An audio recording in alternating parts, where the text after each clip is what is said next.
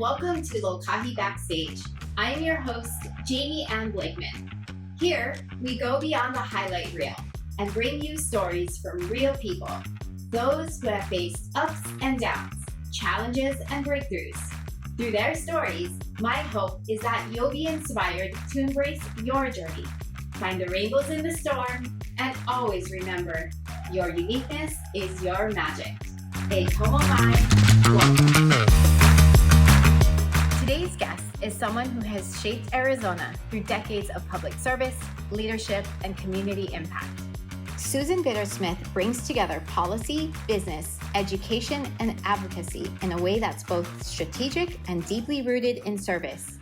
She served as chair of the Arizona Corporation Commission, president of the Central Arizona Water Conservation District, and vice mayor and city council for Scottsdale.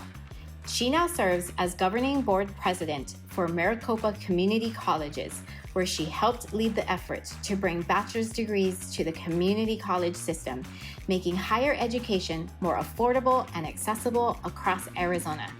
She's also the longtime president of Technical Solutions, a respected public affairs firm known for grassroots outreach and neighborhood engagement. But her journey and spark started young, from student government in high school to working alongside future President George Bush Sr. in college. Susan has always shown up, spoken up, and walked through doors long before they were open to her. She's a wife, a mom, a proud grandma, and someone who leads with poise, purpose, and the belief that if something needs to change, you step in and make it happen. If you've ever wondered what it's like to build a life of impact and breaking barriers, this one's for you. Let's dive in. I'd like to welcome Susan Bitter-Smith to the Lokahi Backstage podcast. I'm super excited to have you here today. You are certainly someone that I've looked up to through all the years. I think we've known each other, I don't know if it's like 12 years, 15 years. It seems like forever. Seems like forever, but it seems like, I don't know, when I remember first getting to know you, I felt like I was really young, and now I feel like I'm really not young anymore. So I don't know. It's in that way. It seems like it's a long time ago. You're clearly younger than me. So you're definitely. I feel like there's a lot I really looked to you, and I felt like back then in younger years of my career as I tried to figure things out. So you are a huge part, and I wanted to say, like, I was always in awe of what you did, and to be in rooms with you, to now feel like we're colleagues and we work together all these years. I think that that's huge for me. And I remember the first time that I asked you to lunch, and I thought that what can I do? But she can just say no. But you said yes. And I was like, oh my gosh, there's so many questions to ask you. And I remember just wanting to figure out like how you navigated your career and how do you do it. And I had so many questions. So always have looked up to you, and you've fed into my career. And I'm so lucky, not just like through the one-on-ones, through even us starting the business, I've turned to you at times to say like, how do you do this? How do you do that? But really, I get to watch you every day because we work together every week on some call and some aspect, some meeting. So I get to see always how you navigate. Even we work on some pretty tough things, but you are always so poised and so calm, and you always have the answer. You are always prepared, and for me, that's stuff that it's not classroom setting, but I am always observing that and trying to grab pieces of it. I still don't understand the greatness of all of that you do, but I try to pick up pieces along the way. Well, you're very kind. I'm so proud of you. You're such an entrepreneur. You have lots of things going on, both in the charitable space as well as the for-profit space, and not everybody can manage that either. So you're doing a great job. Oh. I think, story I would love to tell about you is there are lots of people in this world that when it comes 5 o'clock on Friday, are stone silent about work over the weekend. And you and I have had, I think even holiday weekends, conversations about how do we do stuff, because when you run your own business, it's everywhere. That's what you have to do. I also think it's the plus and minus, right? It's like you balance it at all the times, but at the same time, there's sometimes during the workday, I'm doing personal things. No question. So like during the middle of the day, you're like, hey, I got to be at this thing, or I got to call whatever, handle this with Or my kids. my kids are sick at Yeah. school. I have to go pick them Yeah. up. Yeah, no, it gives So you it's that flexibility it does. for sure. I think it's like so that the lines aren't so strong. Was that like, okay, Sunday's afternoon is just a Sunday afternoon. If I'm sitting on the couch, I certainly can talk to you, right? Like get something done Yeah. so it's moving the needle. It's in not life. that way with everyone, though. So I That's true. find that, refreshing that there's that work-life balance that you can Mm-hmm. do. And as you said, if your kid is sick or you have nobody to watch the kid, it's something that now my kids are dealing with. Is Yeah.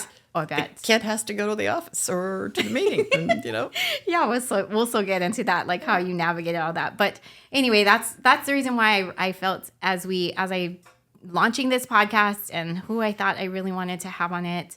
You certainly came to mind because you've been inspirational in where I am I today. appreciate that.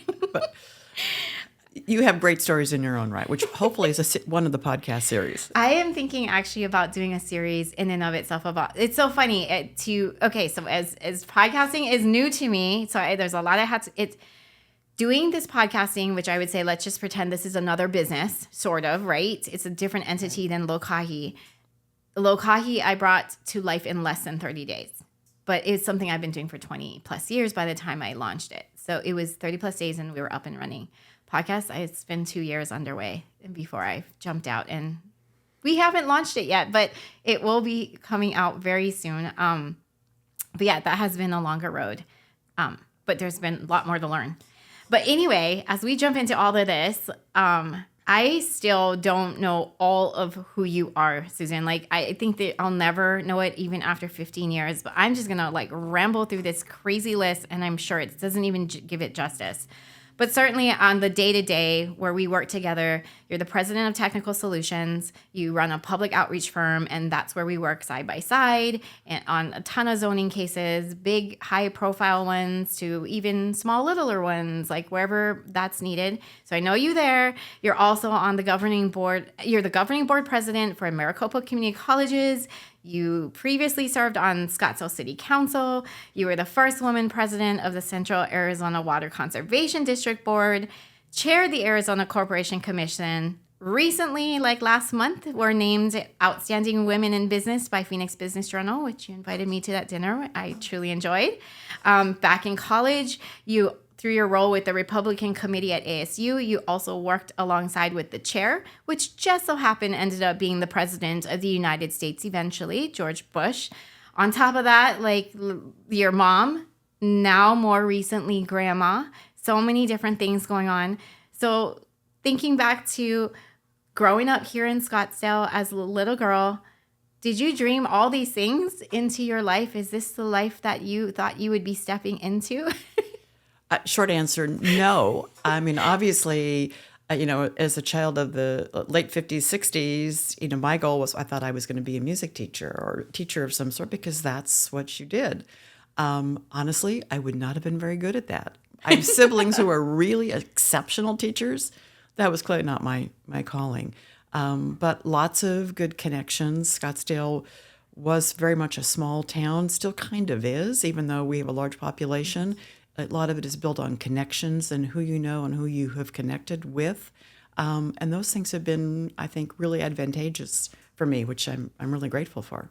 So totally shifted paths off of being a elementary school teacher. I would have been horrible at that. Just ask my kids. That would not have been a shining performance, and students in the classroom would not have been advantaged by my expertise, so to speak. That's so funny. I early on in my career when I first jumped out, I was actually a high school teacher, and I actually love that. So I did that for a year. I think I was okay at that, like pretty good at that. But then during COVID, when COVID shut down, and then I don't know, I think my son was in elementary school at the time. And then we suddenly became their teachers, right? The parents had to like teach the kid the assignment because then they were stuck at home. Like my son was like crying every day. So like, yeah, I wouldn't be a good elementary school teacher. And my daughter has a great story too. I got volunteered to teach Sunday school one session at church, and it was Palm Sunday. And so my brilliant idea is we took palms in. Yeah. This was 5th grade. The entire class erupted in chaos. The boys were hitting each other with palm With the fronds. It was just a disaster to that. But like, this is clearly the message that nope, That's that would not have been a good work curriculum. out the Didn't way. work It well. wasn't like Didn't work Jesus well. with the donkey walking in with the palms going. No. I was not asked to come back as a volunteer teacher. That is Understandably. hilarious. Well, you obviously landed in the right spots and did amazing things. So we'll unfold some of this. Okay, so you were the oldest of four. Your dad worked for Motorola, and in general, your mom was pretty much a stay-at-home mom, maybe worked a little later on. She did.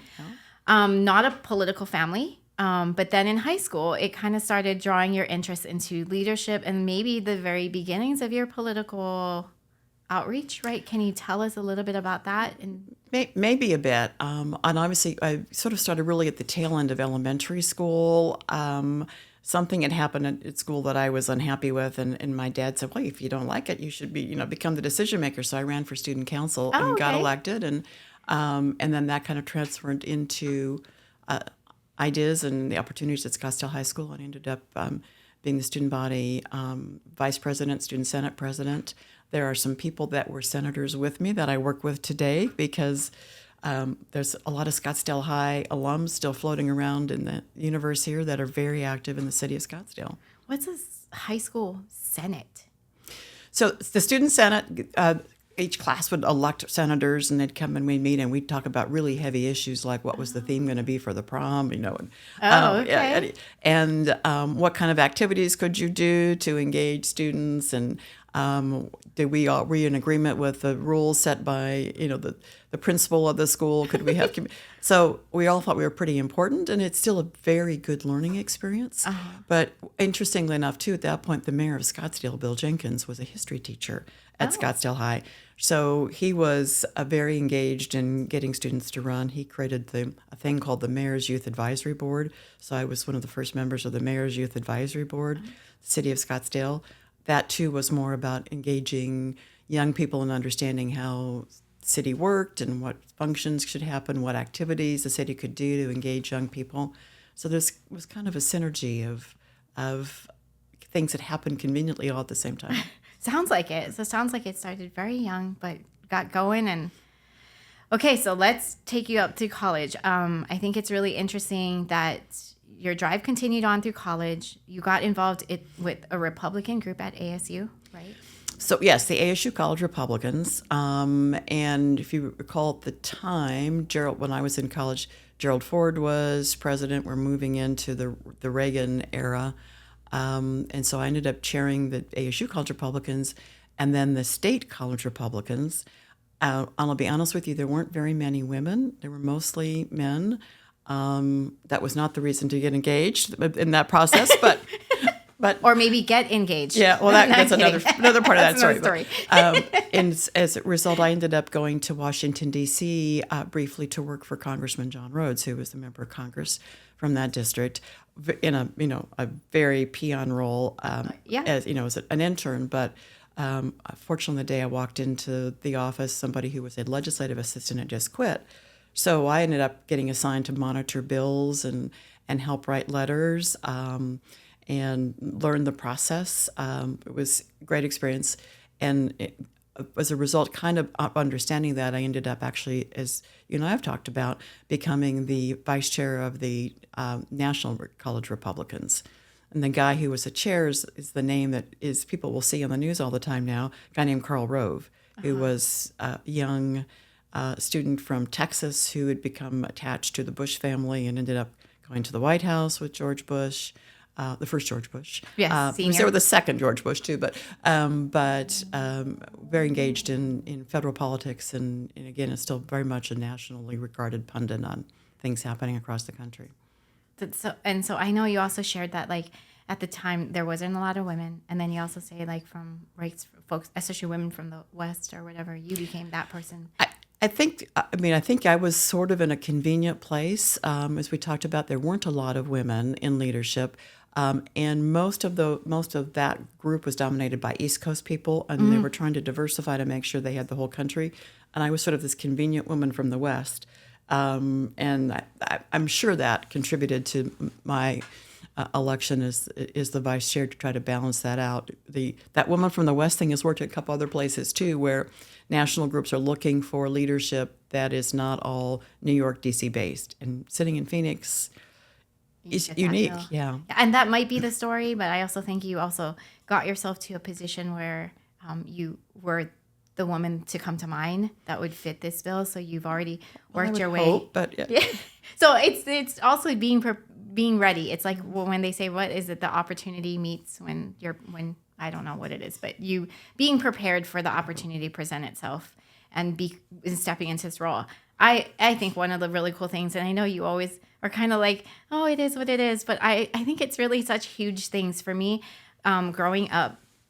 And I would say not until super recently that I always looked to examples of roles of people, and then I would step into it. So if I didn't see someone as an example, I wouldn't step into it. Like I would say, oh, those are for the men, or those are for, that's not for me. Like not like out loud, but in my head, I just wouldn't target that direction because it's like obviously doesn't fit who I am or what I think my cross-section of life is.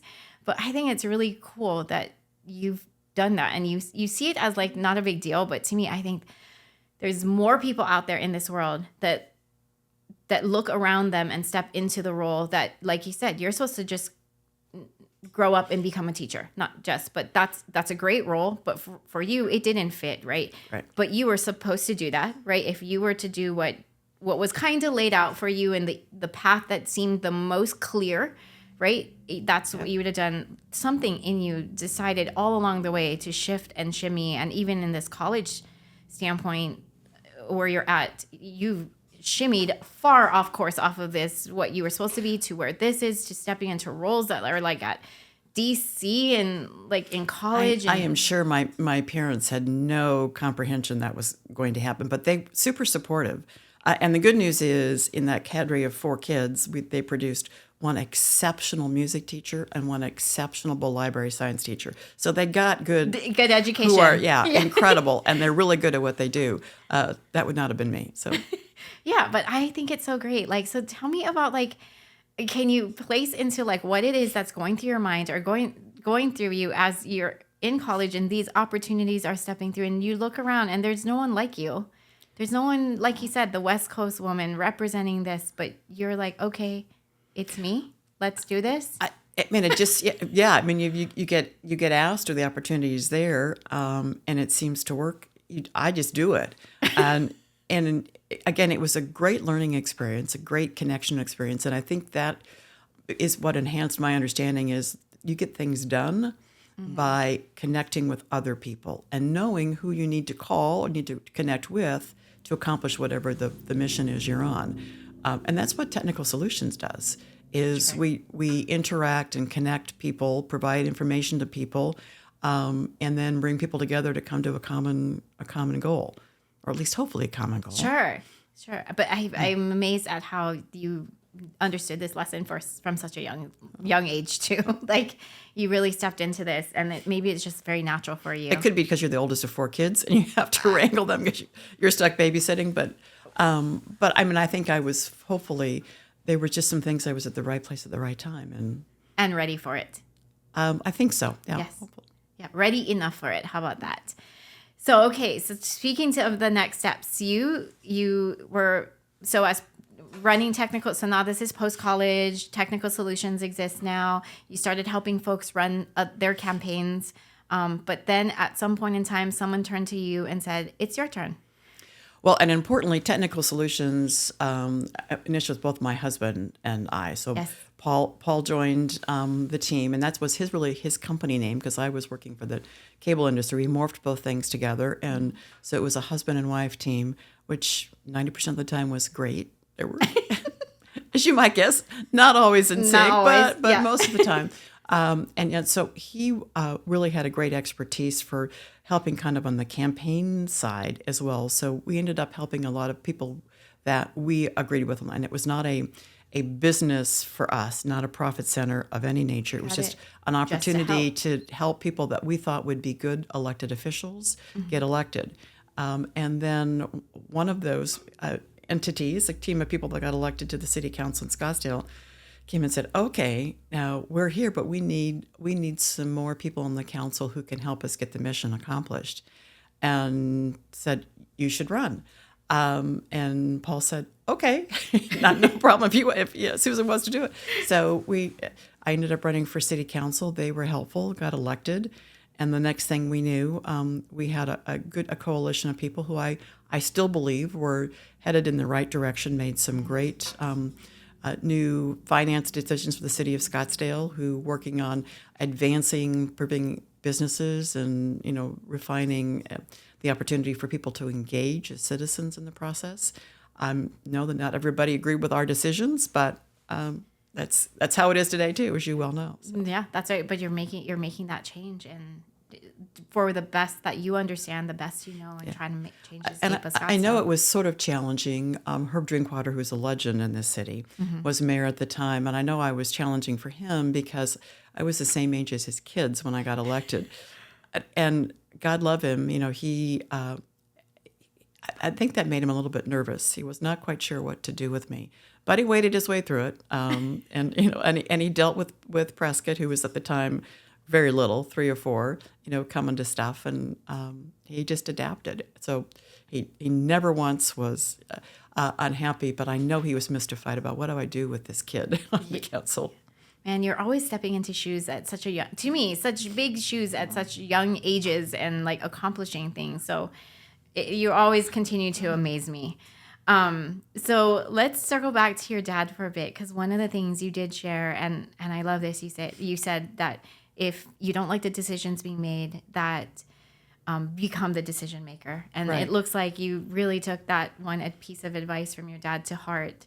And stepped into all these things. But what I really even love that you shared about your dad is that although he wasn't a politician or really engaged in politics beyond, I guess, an average person, suddenly when you chose this career off and away in politics, he was one of the people, your biggest supporters. He was very supportive, and even to the extent of making posters and things, because at the time, in a high school campaign, you're not going and paying for stuff to happen. And he made a couple of big, long, huge signs on butcher paper that went on the side of the auditorium at Scottsdale High. He spent time. He was an engineer, so he made very good-looking signs and posters. And he was over there in the ladder putting it up. I don't know that any other candidate's dad was over there helping, but he was all in. It was really cute and really helpful. And, I love that, passing out buttons. Helping. Yeah, he made the buttons. He helped make the buttons. I mean, he was, once he was engaged, he was helpful with. And I remind him that he taught me, and then we followed it too. Most people's campaigns are oftentimes, you look at, even today, you swing by those signs on the side of the road and they have all kinds of stuff on them. It's like, no, it needs to be simple. Yeah. It needs no pictures, just your name and a message.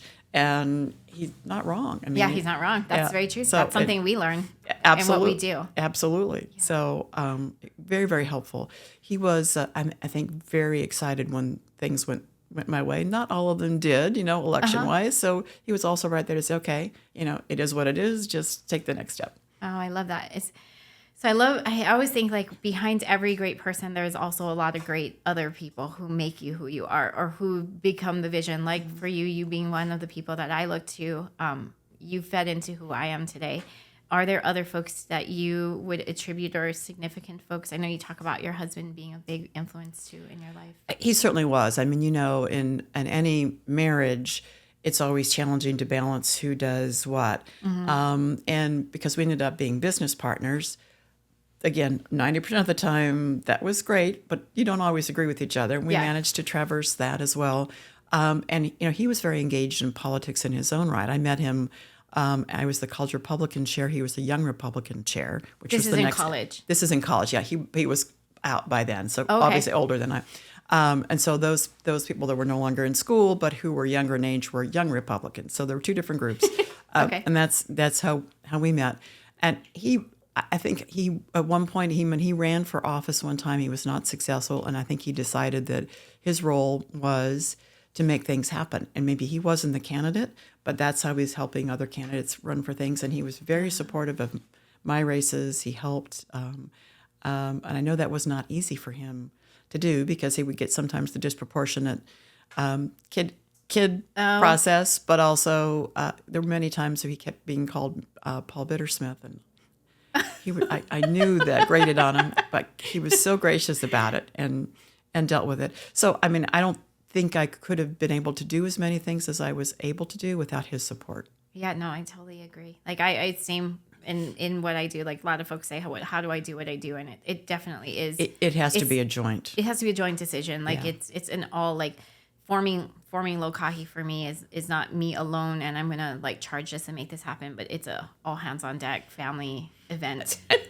And that's really it. I mean, and ultimately, Technical Solutions is It's a very much a family family event. business because now, Yeah.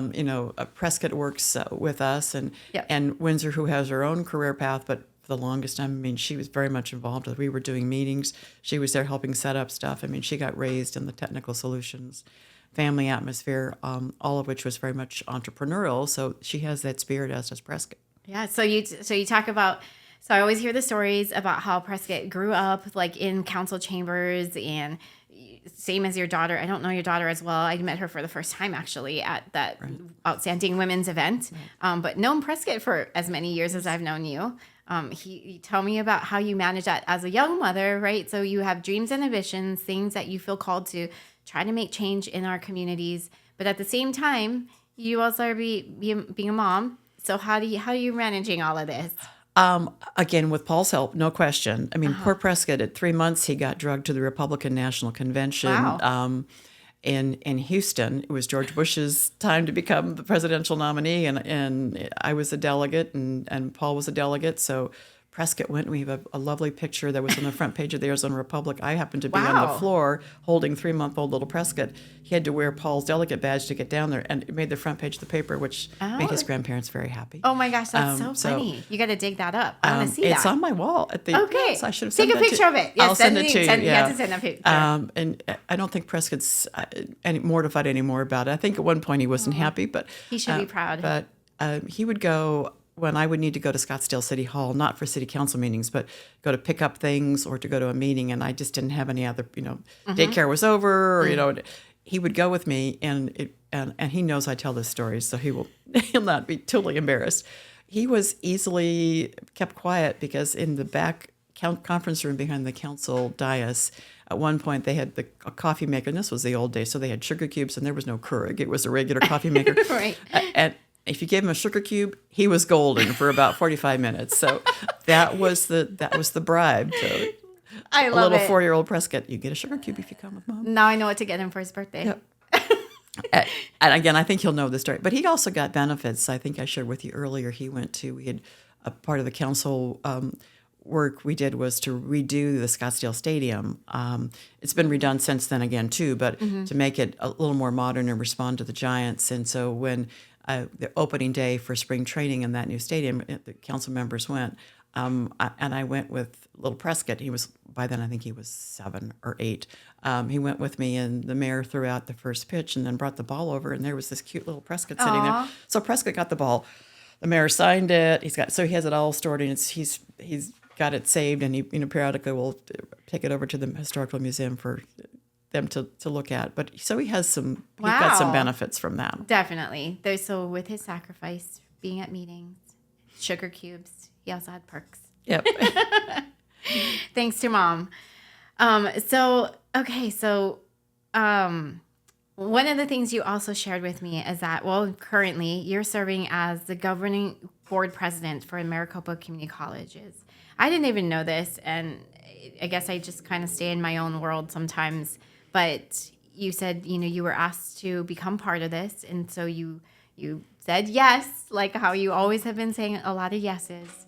And one of the things that one of the goals was to you saw other states had programs where community colleges were offering bachelor's degree programs that were more affordable, more attainable, more reachable for some folks, really allows them to get that education.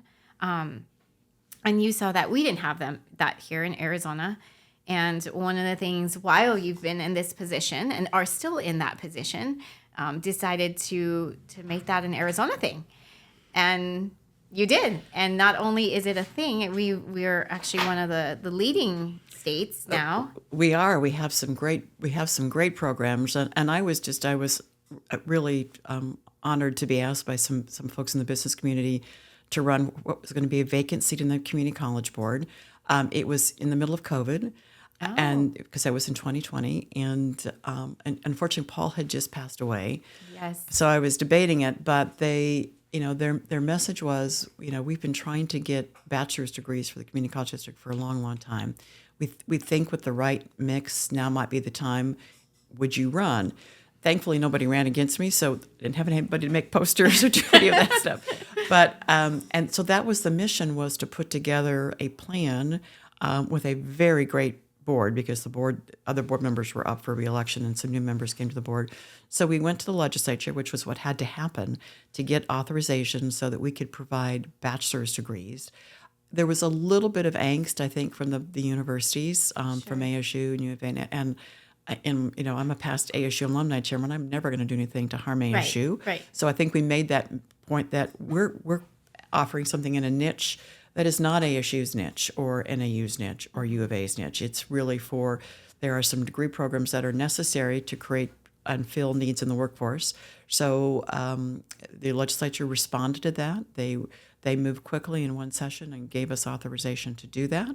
And then we have moved quickly with a great team at the district to get accreditation. So we now can, you can get a degree in business administration, you can get a bachelor's degree in nursing, you can get a bachelor's degree in artificial intelligence, you can get a bachelor's degree in public safety, you can get a bachelor's degree in computer science. There's a couple more I'm missing that you can go through the process relatively quickly, but you will walk out with an accredited Bachelor of Science or Bachelor of Arts degree that has just as much value as someplace else for a lot less money. Now, are we going to be offering degrees, I think I said to you, in Chinese philosophy or Latin American studies? Probably not. I mean, this is really intended to accommodate those areas that people need that career background to walk in the door and do some great paying jobs. I think that's so. So you're just like, okay, we're just going to get this accomplished and this, like, big, huge things, but it's open opportunity for thousands and thousands and thousands of students. No, and again, I'm so proud of the board. We all worked together. Yeah. We created a little subcommittee at the board to work on the politics of it and assign people to contact people, recruited kind of what we do in the space for zoning cases, created neighborhood people and constituents to call members, and we had great help. So it's amazing. Really I didn't even know that I didn't even know it's. So obviously we got to step up our marketing plan, because we try to market the fact that we do have. I sometimes I do think I live under a rock, because I have so many things that I am trying to manage in and of itself that I don't know what's out there. But I think that's absolutely amazing. And well, now that I do know about it, I certainly agree that I'm sure the right people know about it, like school counselors know about it. Well, hopefully it's like telling folks that there's this opportunity out there, and you're providing opportunity for so many folks out there. And I do think finances are one of the issues. And also I think proximity, right? There's more community colleges probably located in your community versus like some folks may not live near Tempe. And obviously, ASU has multiple campuses too, right, but that's true. But there are 10 campuses for the community college system. And we obviously do some of this coursework is online, much like ASU's or U of A is too. And I do want to reiterate that ultimately ASU and the other university systems have been working with us. They clearly understand what we're doing and what they're doing. We do dual enrollment programs too, where students who are seniors in high school can get a jump on their college degree, their hours, which ASU is very much accepts those hours. So there's a lot of ways to accomplish that mission by spending a little less money. Yeah, that's amazing. I certainly that's. So it's a fun job. I mean, I've had great elected jobs, but I have to be honest with you. When you sit in that graduation platform and you see your work product walk across, it's like, okay, this makes sense. This is worth the time. That's so true. It worked for that family or that boy or that girl. It worked for There's them. Many first-time graduates from families, and they're very excited. So it's a great asset to the full education piece in Arizona. So, okay, Susan, that's not normal. You don't just set out and accomplish all this great, amazing things. COVID was not that long ago, and you're like, okay, let's get on this board. Let's go take on this challenge. Let's go make it happen. And like you said, people are graduating now. So this is like so real. How do you, like, for those out there, right? So many of us, I think all of us have dreams in our heart or things that we think we can do, or I don't know. And I do think there's so many folks who don't live unfulfilled. Like some of it's like, I can't do that. Like, no, there's no way. Or wouldn't it be great if, but it's not me who's going to get it done. Someone should get that done. How do you become the person who's like, let's champion this? You put together the team just like you do. I mean, you have a scholarship program that I just heard about today, but that's helping people do that. But I mean, you've got to find the right connections. You've got to put together the people that can help you do what you need to do. And in the community college space, it was fellow board members who all had political connections. Mm-hmm. We just had to have an organized message and approach to here's who we need to talk to at the legislature to get this going, and then bringing in the community members. And there were some very influential community members who were super helpful in messaging that this is what we need. This is what we need for job growth and responding to the phenomenal growth in Maricopa County to respond to those needs. And that's what you do, obviously, even in zoning cases. It's the same principle, or in a campaign for office. Sure. You put together a team, and then you recruit others to join the team with the same message. You have this mechanism down. Like, you are making such great change from all your years and you continue to make great change. I continue to be in awe.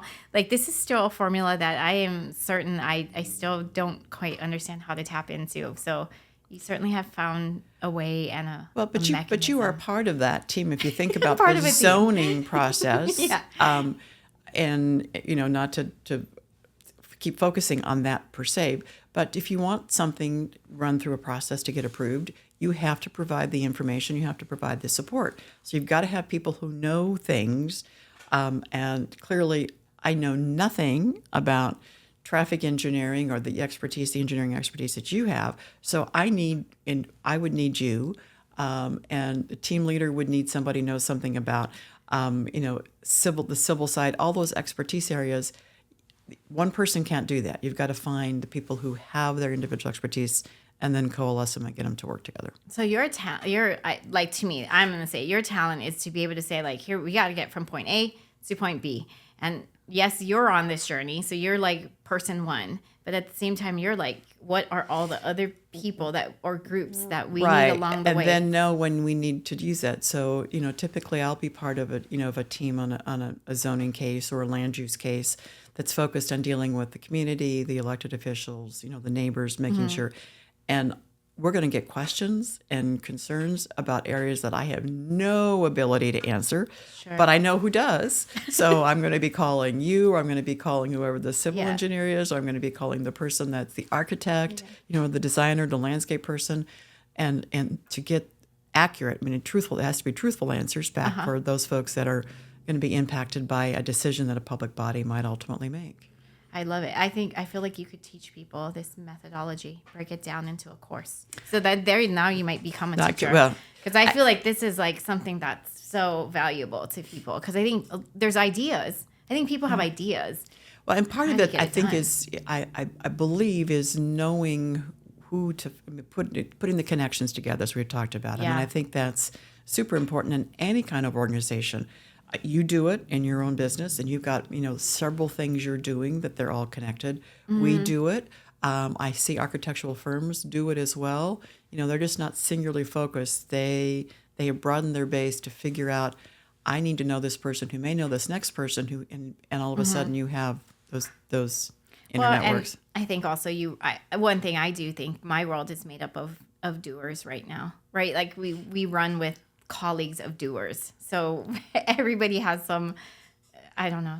I don't run around with folks with couches and Cheetos. So, and maybe sometimes they're on a couch with Cheetos, but it's like you run among folks who are doing. Well, and the challenge really, as I'm getting older, is recognizing, understanding I need to be continuing to grow the network of people that I know, or know how to find, because what I know is becoming somewhat antiquated. I mean, I started in the business with no cell phones, and no internet. I mean, it's shocking to think. I can't even imagine my life before that. But I would travel and then run around with a beeper and a phone credit card to call home and check on kids or office things. Yeah. No one even thinks about that No. anymore. Nor do I, except when I'm thinking, okay, 30 years, 40 years ago, that's how it worked. So being able to stay continued and connected, and as particularly this community grows, there are people moving in from other places who are leaders and content experts that you can't use the same old, you need to keep expanding that. It's so true. And well, even to me, I think with the invention of AI, like that's a new thing that didn't exist like 1 year ago, I would say, barely, or in its use today. And then now it's there. And then what does this mean and how do you use it? And I think the generation who grows up with that being more natural, whereas for us, we're like, I didn't have cell phones, to the ones that are young and only know of life with social media, with AI, they have a different different thought process. Exactly right. And it's still certainly community. And it's certainly a question that the higher education community, we're looking at it from an academic perspective, but I'm looking at it as I'm looking at my computer saying, I just want to type a response in my email. I don't want AI to create that because they won't understand it. And in every program now, Google wants to write your answer for you. That's I'm right. like, and I don't want them to because I need to be more specific. But it's adapting to new things, and that's going to be continuing a challenge. I know, certainly for me. Yeah, no, I agree. I mean, it makes life easier in a lot of ways, but at the same time, it's interesting. I don't know. Who knows?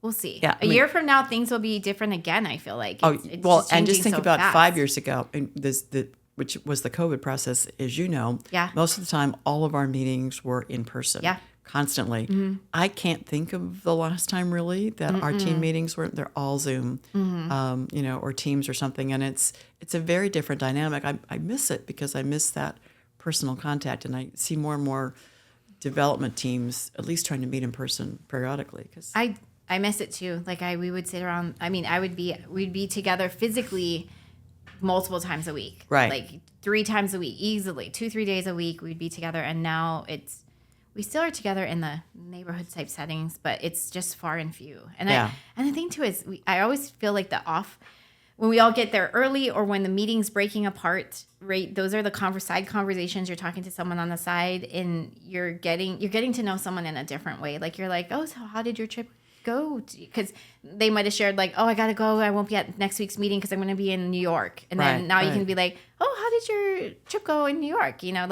And now they're in New York in the meeting because that's true. Which that's is what true. Which is what happens, and it's changed the dynamic in how we do connecting with neighbors and community members too. Because half that we'll do an open house to educate people. People say, "Where's the Zoom link?" Well, no, we're doing it in person because we want to be able to answer your questions. Well, I don't want to do that. Just send me the link.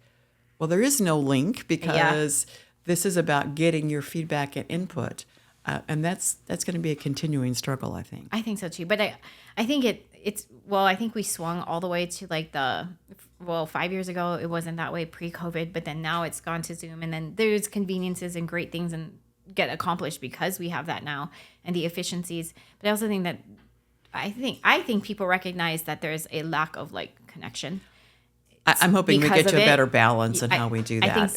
Because I feel like it has to swing that way because there's the people interaction that you do miss out on no matter which what. I think is super valuable to me. But exponential. I think it's exponential and it's non-tangible benefit. It's not as tangible. It goes beyond the project accomplishment, but it really helps to build. I don't know. To me, I look at my relationship with you. It wouldn't. If it wasn't for lunches and being in person, I don't think there would be if we just started with the Zoom, there's a word Susan and there's a word Jamie, and then we just see our bubbles talk once in a while. I don't think there would. I think you're right. Because I'm thinking of people that jump in periodically with very good expertise on teams that you and I are on. We know them, but until we spend quality time with them, we've done recently some remote and longer group meetings and open houses, and now we know each other better. Yeah. Even the fun stuff. Yeah. That you we like comfy clothes. Yeah, exactly. No. And I think that's important too, is the human side, right? Like that at the end of the day, we're everyday people navigating everyday lives beyond the work that we're doing, and we want to be successful at what we do, but at the same time, you're like, is there a link for comfy clothes? That's what technical solutions Yes. It says technical because we started out kind of, but it's really about that human connection and human understanding. And I just hope that doesn't go away. I have hope that it won't, because I'm looking at my kids who aren't on the younger spectrum, but Windsor's certainly, or even your grandkids. Yes, who is very connectivity. He loves people. He's only one, so he has a ways to go. But you can see his little face light up when people come in. So I think that's good news. You hope that there's a world that it continues to have human connection. Exactly. And it goes beyond just like the AI or getting something done. It's productive, but at the same time you miss people. A good mix of that, I think, will work, hopefully. I agree. Well, anyway, all right. So as we wrap this all up, so throughout your career, again, I'm in awe of all that you've done. I'm certain I still only know a surface of who you are and what you've done, even all these years walking side by side. I can't imagine, to our listeners who don't get to work with you every single day, they're just getting just a glimpse of what this is all about, but what you're all about. But you've walked through doors, you've made a difference, you are making a difference, you continue to make a difference, not just in your local community, the city, the state level. I mean, so many different things. Thousands of people's lives are changed as a result of the things you've done. You've carved out careers, paths that didn't exist and shouldn't exist and wasn't intended for you, but you've carved career paths like that. So to our audience, right, I feel like so many folks out there, for the majority of folks, we walk through linear careers. I would say it's like, I'm going to be at this and I'm going to work through the system as this X profession. You've kind of just navigated all over the place. And even within what you've done with technical solutions, that's one thing. But we just spent the last 10 minutes talking about what you've done with on your board work at Maricopa Community Colleges, which is outside of your day job of technical solutions. Right. So there's so many things you're accomplishing. So for those of us out there, this podcast is my intent on this podcast is really, I get the question from folks of, how do you do what you do? People see what we do from the outside and the question gets asked. And as I've kind of shared my story, what I realize is, it's not just me who has this story. It's people like you who have this story. And this is why we have this podcast, is so they can hear other stories. Because I think hopefully it resonates. Parts of different people's stories resonates to the heart of them in different ways than maybe my story would.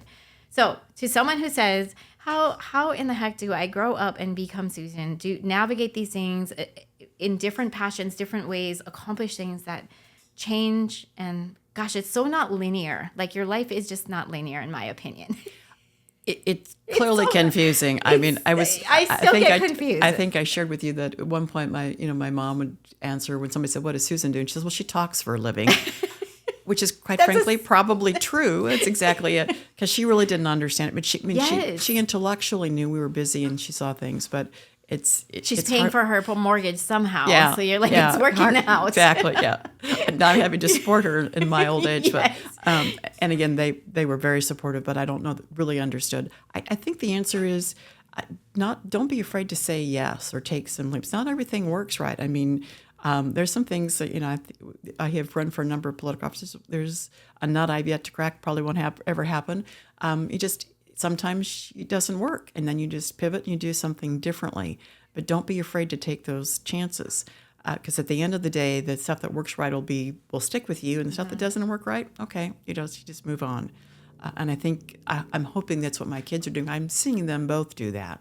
I'm really proud of how they have navigated changes in careers and lives and been flexible. I'd like to think that was because both parents were a little bit of an example, but they had their own minds. So I see lots of people making those same kinds of choices.